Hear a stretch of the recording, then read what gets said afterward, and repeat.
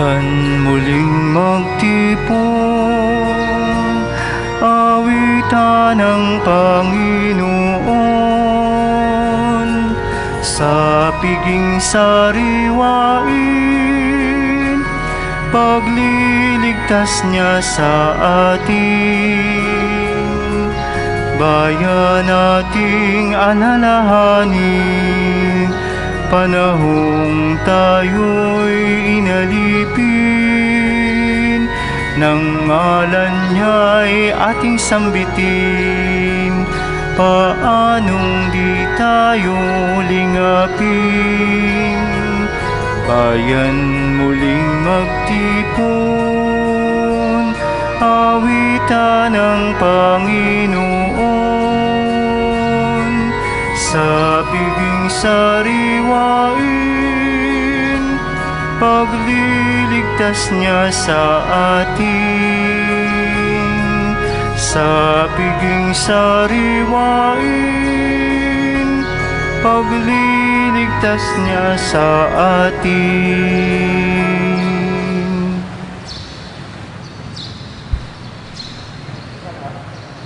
Sa ngalan ng Ama at ng Anak at ng Espiritu Santo. Amen. Mga kapatid, aminin natin ang ating mga kasalanan upang maihanda natin ang ating sarili sa banal na pagdiriwang. Inaamin ko sa makapangyarihang Diyos at sa inyo mga kapatid na lubha ako nagkasala sa isip, sa salita at sa gawa at sa aking pagkukulang. Kaya isinasamo ko sa mahal na Birheng Maria, sa lahat ng mga anghel at mga banal, at sa inyong mga kapatid, na ako'y panalangin sa Panginoong ating Diyos. Kaawaan tayo ng makapangyarihang Diyos, patawarin tayo sa ating mga kasalanan, at patnubayan tayo sa buhay na walang hanggan. Amen. Panginoon, kaawaan mo kami. Panginoon, kaawaan mo kami. Kristo, kaawaan mo kami. Kristo, kaawaan mo kami. Panginoon, kaawaan mo kami. Panginoon, kaawaan mo kami. Manalangin tayo.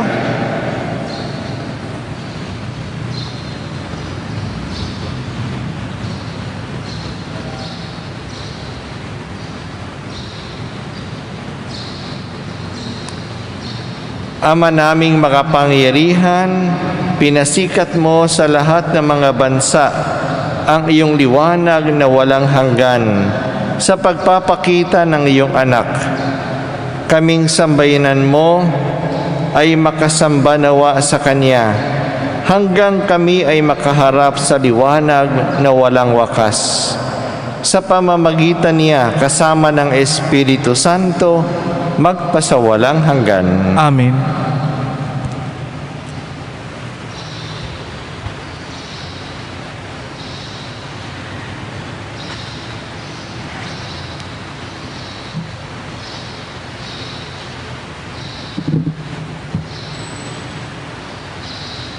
Pagbasa mula sa unang sulat ni Apostol San Juan. Minamahal kong mga kapatid, tayo'y umiibig sapagkat ang Diyos ang unang umibig sa atin. Ang nagsasabing, iniibig ko ang Diyos at napupuot naman sa kanyang kapatid ay sinungaling. Kung yaong kapatid na kanyang nakikita ay hindi niya maibig, paano niya maiibig ang Diyos na hindi nakikita? Ito ang utos na ibinigay sa atin ni Kristo. Ang umiibig sa Diyos ay dapat ding umibig sa kanyang kapatid. Inaaring mga anak ng Diyos ang sumasampalatayang si Jesus ang Mesiyas. At sino mang umiibig sa Ama ay umiibig din sa mga anak. Ito ang palatandaang iniibig natin ang mga anak ng Diyos. Kapag iniibig natin ang Diyos at tinutupad ang kanyang mga utos, sapagkat ang tunay na umiibig sa Diyos ay yaong tumutupad sa kanyang mga utos. At hindi naman mahirap sundin ang kanyang mga utos, sapagkat napagtatagumpayan ng bawat anak ng Diyos ang sanlibutan, at nagtatagumpay tayo sa pamamagitan ng pananampalataya. Ang salita ng Diyos. Salamat sa Diyos.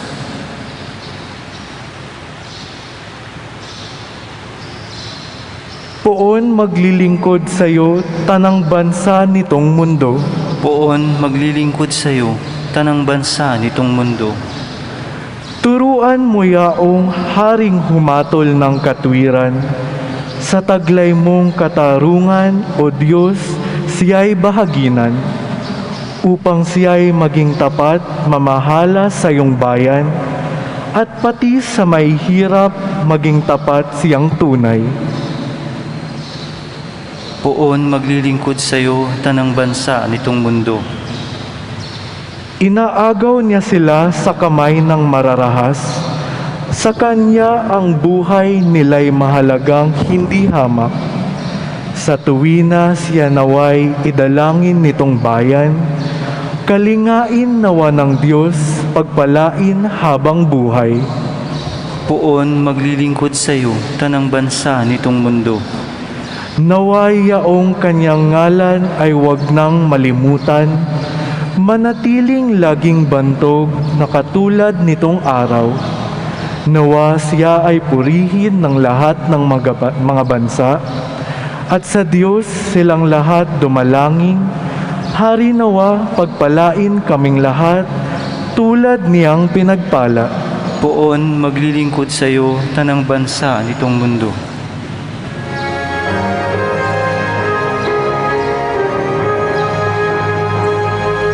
Alleluia,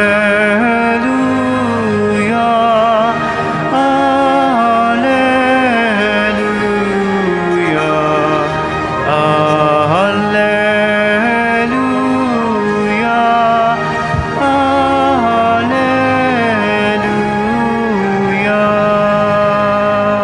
Ikaw, Kristo, ay sinugo upang sa dukhay magturo, mapaglaya sa bilanggo.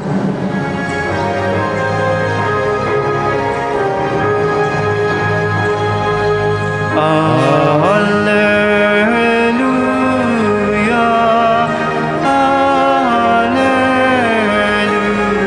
alleluia, alleluia.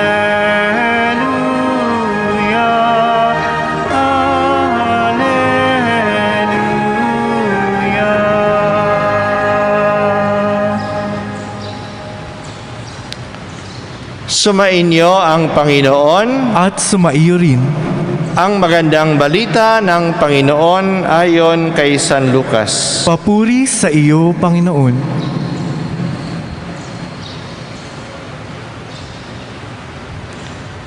Noong panahong iyon, bumalik si Jesus sa Galilea at sumasa kanya ang kapangyarihan ng Espiritu Santo.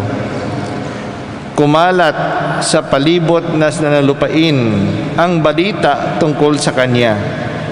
Nagturo siya sa kanilang mga sinagoga at dinakila siya ng lahat. Umuwi si Jesus sa Nazaret na kanyang nilakhan.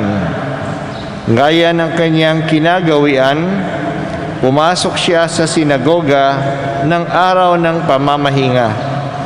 Tumindig siya upang bumasa at ibinigay sa kanya ang aklat ni Propeta Isaías.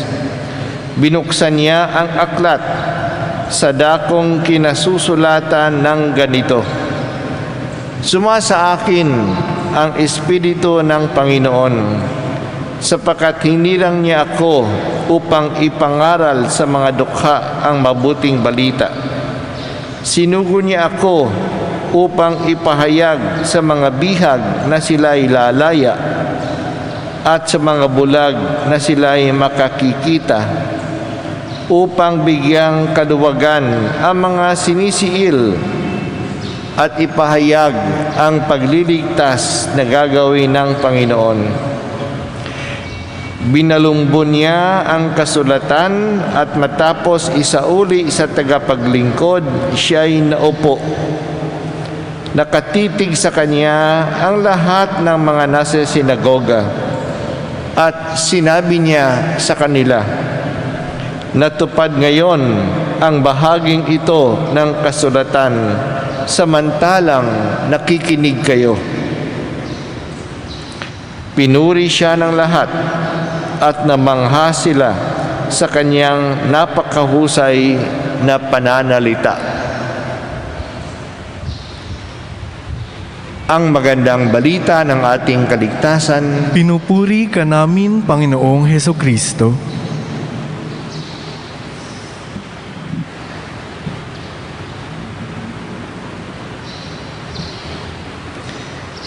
Ito ang palatandaan na umiibig tayo sa mga anak ng Diyos. Kapag iniibig natin ang Diyos at tinutupad natin ang Kanyang mga utos. Ang pag-ibig po sa Diyos ay konkreto. Iyan po ay ang pagtutupad ng Kanyang utos. At ang utos ng Diyos ay ibigin natin ang ating kapwa. Hindi po natin pwedeng ibigin ang Diyos na hindi natin nakikita, na ang kapwa nating nakikita natin ay hindi natin iniibig. Kaya hindi po hiwalay ang pag-ibig sa Diyos sa pag-ibig sa kapwa.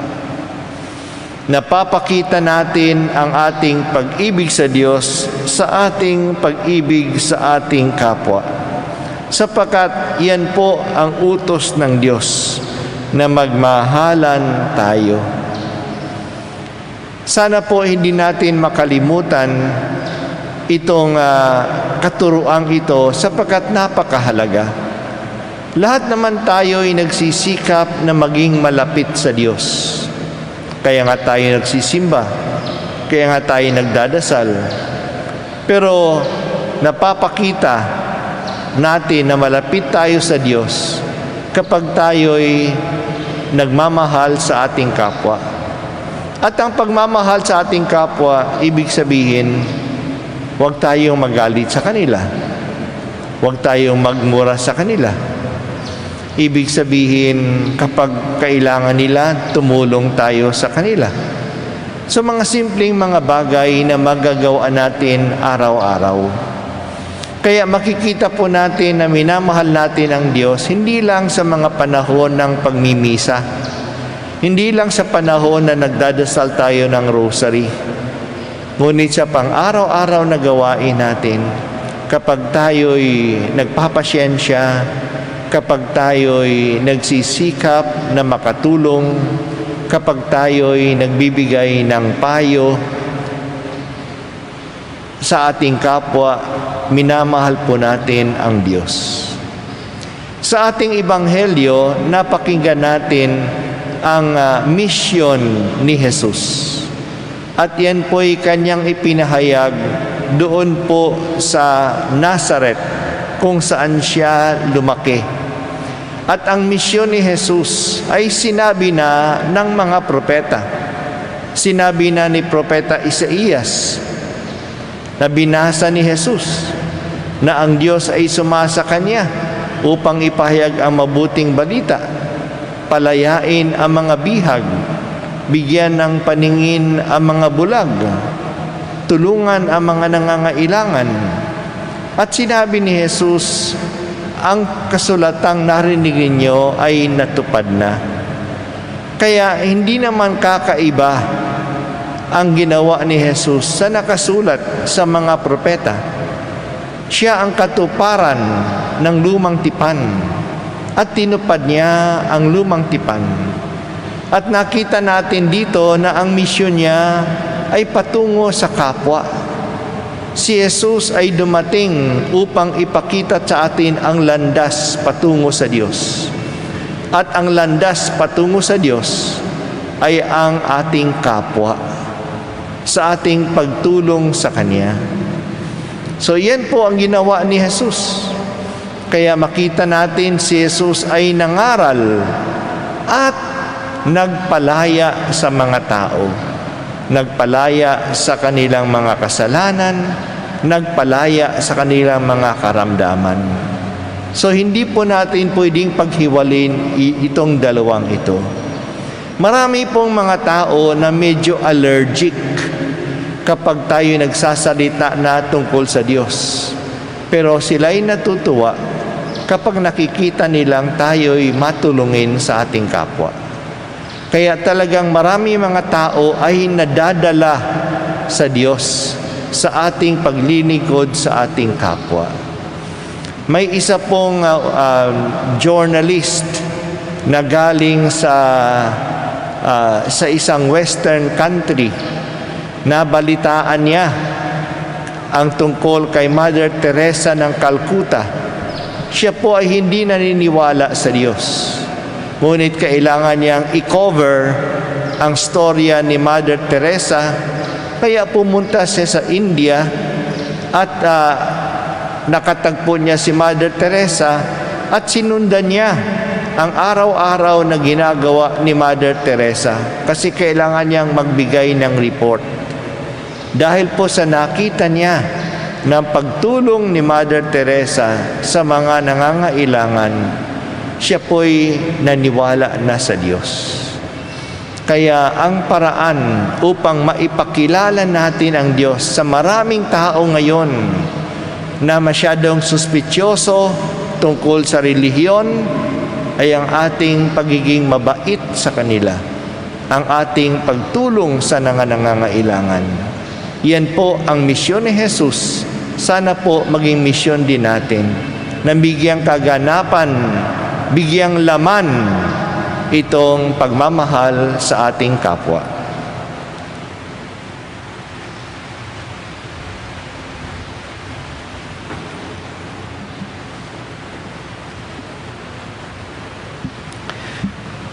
Lumapit tayo ngayon nang may pagtitiwala sa Ama ng anak na si Jesucristo na nagpahayag ng taon ng kabutihang loob ng Panginoon sa sinagoga sa Nazareth sa pamamagitan ng pagpapahayag ng mabuting balita sa mga dukha. Sabihin po natin sa bawat dasal, Panginoon, dinggin mo ang aming panalangin.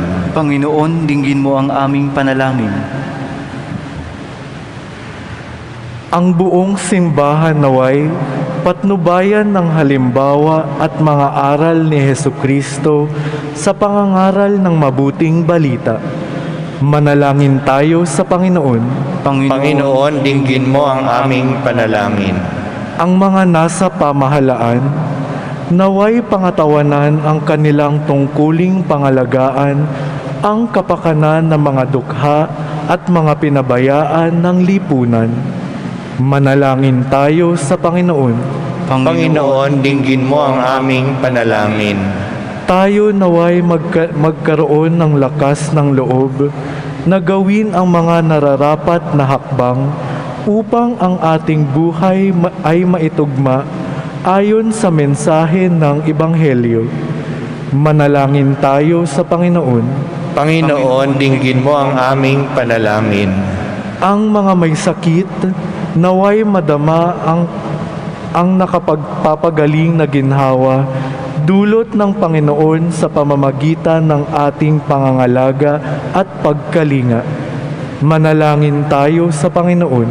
Panginoon, dinggin mo ang aming panalangin. Ang mga mahal natin sa buhay na pumanaw na ay magtamunawa ng walang hanggang kapayapaan. Manalangin tayo sa Panginoon. Panginoon, dinggin mo ang aming panalangin. Ipagdasal natin ngayon ang ating mga sariling kahilingan.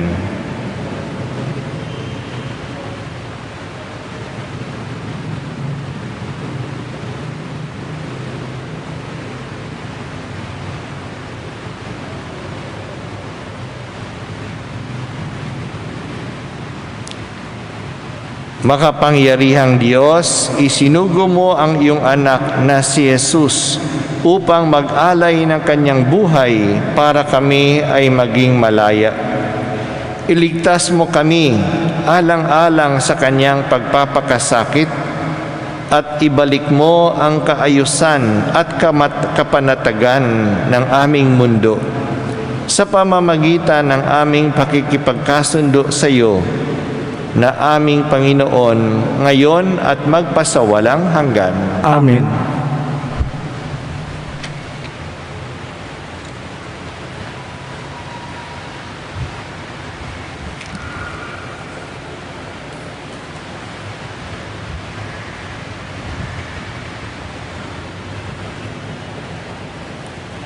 Kapuri-puri ka, Diyos Amang lumikha sa sanlibutan. Sa iyong kagandahang loob, narito ang aming maiaalay.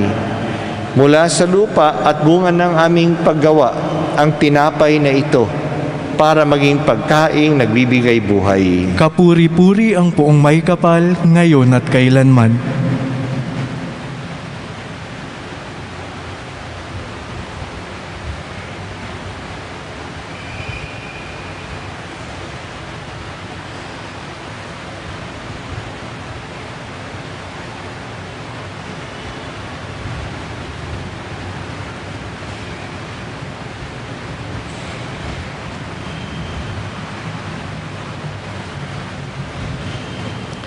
Kapuri-puri ka, Diyos Amang lumikha sa sanlibutan, sa iyong kagandahang loob, narito ang aming maiaalay. Mula sa katas ng ubas at bunga ng aming paggawa, ang alak na ito, para maging inuming nagbibigay ng iyong Espiritu. Kapuri-puri ang poong may kapal, ngayon at kailanman.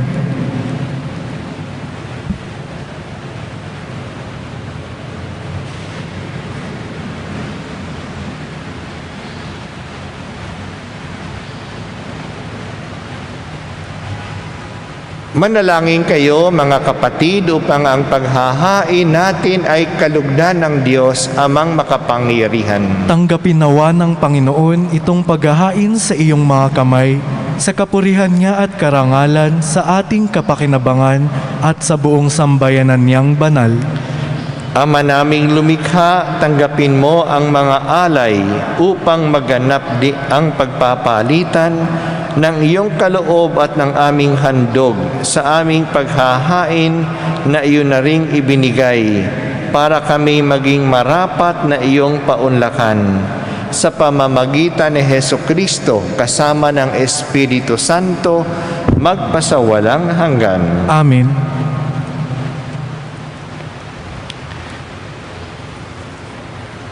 Sumainyo ang Panginoon. At sumaiyo rin. Itaas sa Diyos ang inyong puso't diwa. Itinaas na namin sa Panginoon. Pasalamatan natin ang Panginoong ating Diyos. Marapat na siya ay pasalamatan. Ama naming makapangyarihan, tunay ngang marapat na ikaw ay aming pasalamatan sa pamamagitan ni Hesukristo na aming Panginoon. Sa katauhan ng iyong isinugong Mesiyas, nahayag sa amin ang katuparan ng iyong balak.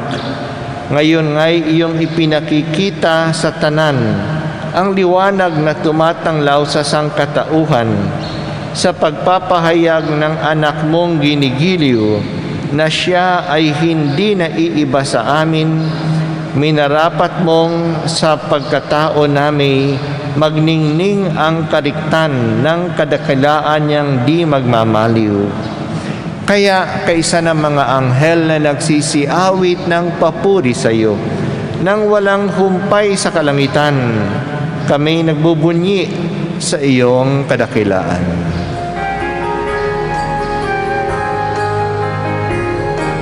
Santo, Santo, Santo, Panginoong Diyos na makapangyarihan, napupuno ang langit at lupa ng kaluwalhatian mo. Osanna, Osanna sa kaitaasan, Hosanna, Hosanna sa kaitaasan. Pinagpala ang naparirito sa ngalan ng Panginoon. Hosanna, Hosanna sa kaitaasan. Hosanna, Hosanna sa kaitaasan.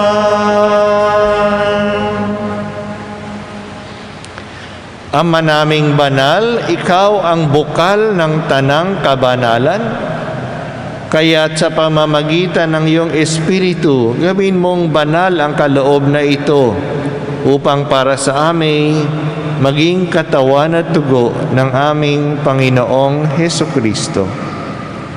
Bago niya pinagtiis ang kusang loob na maging handog, hinawakan niya ang tinapay, pinasalamatan kaniya, pinaghati-hati niya iyon, iniabot sa kanyang mga alagad at sinabi, "Tanggapin ninyong lahat ito at kanin.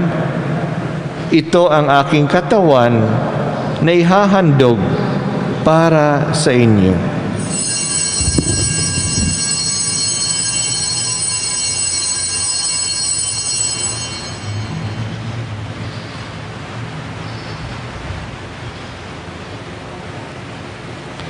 Gayon din naman, nung matapos ang hapunan, hinawakan niya ang kalis, muli kaniyang pinasalamatan, iniabot niya ang kalis sa kanyang mga alagad at sinabi, "Tanggapin ninyong lahat ito at inumin. Ito ang kalis ng aking dugo ng bago at walang hanggang tipan. Ang aking dugo na ibubuhos para sa inyo at para sa lahat sa kapagpapatawad ng mga kasalanan. Gawin ninyo ito sa pag-alala sa akin."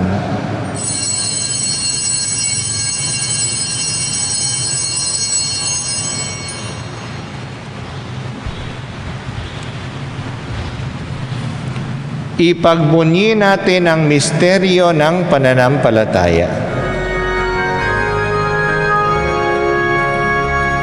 Si Kristo ay gunitain, sarili ay inihain, bilang pagkait-inumin, pinagsasaluhan natin, hanggang sa siya'y dumating, hanggang sa siya'y dumating.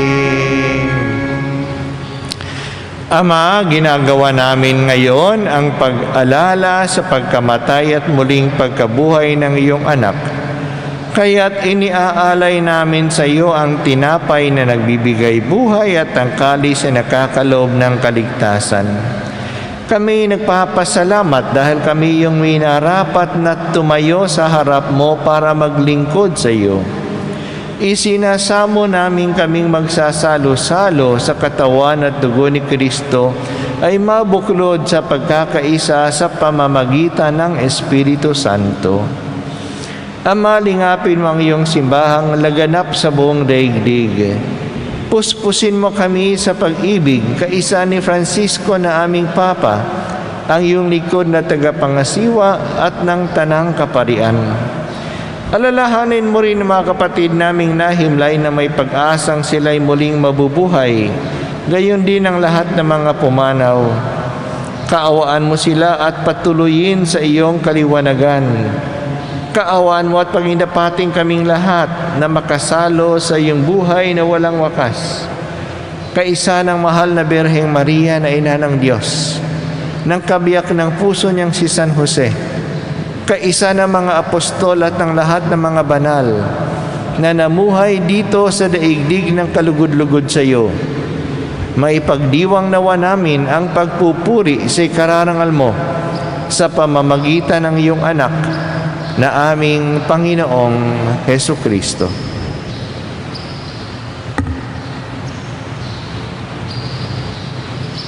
Sa pamamagitan ni Kristo, kasama niya at sa Kanya, Ang lahat ng parangal at papuri ay sa iyo, Diyos Amang makapangyarihan, kasama ng Espiritu Santo, magpasawalang hanggan. Amen. Amen. Amen. Amen.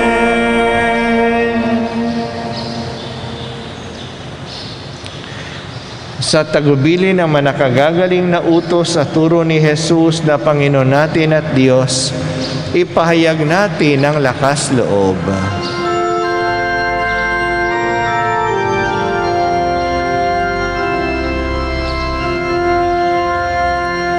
Ama namin, sumasalangit ka, sambahin ang ngalan mo, mapasa amin ang kaharian mo, sundin ang loob mo, dito sa lupa sa langit.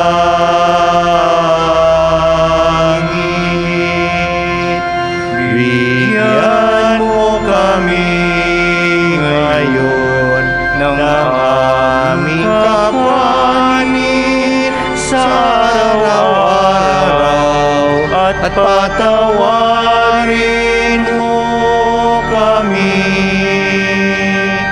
sa aming para ng pagpapatawad namin sa nagkakasala sa amin, at huwag mo kaming ipahintulot sa tukso, at iadya mo kami sa lahat ng masama. Hinihiling namin kami iadya sa lahat ng masama, pagkalooban ng kapayapaan araw-araw, iligtas sa kasalanan at ilayo sa lahat ng kapahamakan, samantalang aming pinananabikan ang dakilang araw ng pagpapahayag ng tagapagligtas naming si Hesukristo. Sapagkat iyo ang kaharian at ang kapangyarihan at ang kapurihan magpakailanman. Amen. Panginoong Hesukristo, sinabi mo sa iyong mga apostol, kapayapaan ang iniiwan ko sa inyo. Ang aking kapayapaan ang ibinibigay ko sa inyo. Tunghayan mo ang aming pananampalataya at huwag ang aming mga pagkakasala. Pagkalooban mo kami ng kapayapaan at pagkakaisa ayon sa iyong kalooban, kasama ng Espiritu Santo, magpasawalang hanggan. Amen. Ang kapayapaan ng Panginoon ay laging sumainyo At sumaiyo rin. Magbigayan tayo ng kapayapaan sa isa't isa.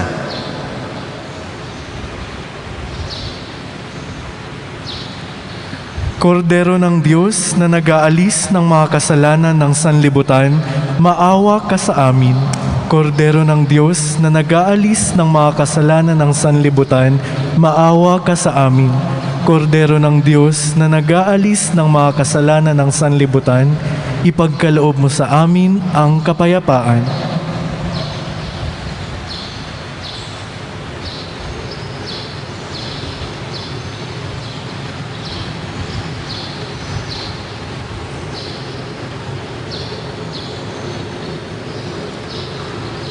Mga kapatid, narito po si Jesucristo, ang Kordero ng Diyos na nag-aalis ng kasalanan ng sanlibutan. Mapapalad ang mga tinatawag sa kanyang piging. Panginoon, hindi ako karapat-dapat na magpatuloy sa iyo, ngunit sa isang salita mo lamang ay gagaling na ako.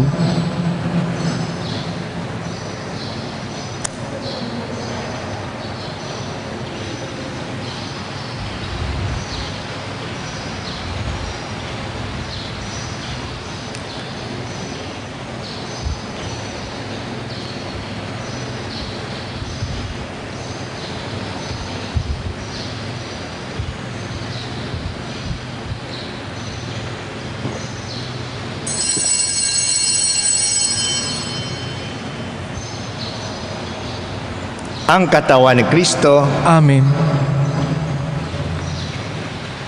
Ating dasalin ang pangkaluluwang pakikinabang.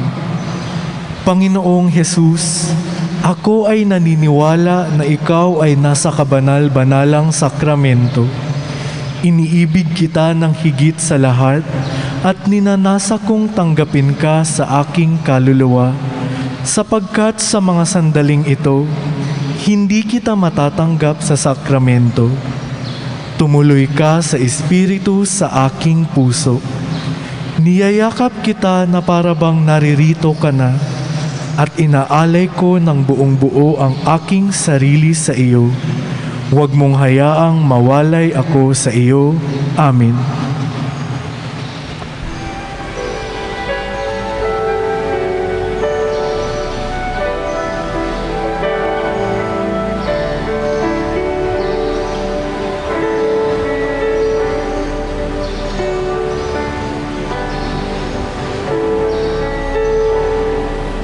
Tulad ng mga butil na tinitipon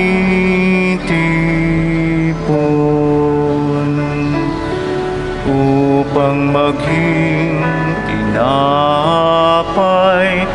na nagbibigay buhay, kami naway matipon din at maging bayan mong giliw. Iisang Panginoon, iisang katawan, isang bayan, isang lahi, sa'yo'y nagpupugay.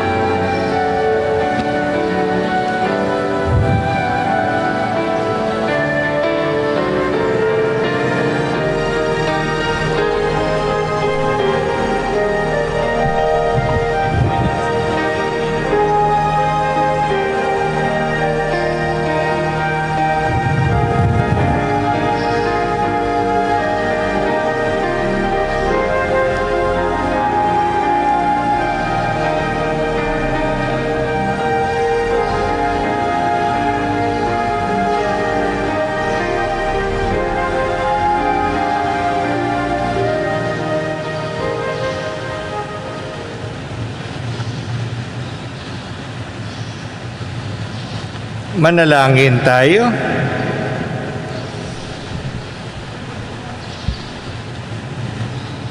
Ama naming mapagmahal, kami iyong pinapagsalo sa banal na pakikinabang ay patatagin mong ganap sa aming pamumuhay araw-araw sa pamamagitan ni Hesukristo kasama ng Espiritu Santo magpasawalang hanggan. Amen. Sumainyo ang Panginoon At sumaiyo rin. at pagpalain kayong lahat ng ating makapangyarihang Diyos, Ama, Anak, at Espiritu Santo. Amen. Humayo tayo at dalhin natin ang pag-ibig at liwanag ni Kristo. Salamat sa Diyos.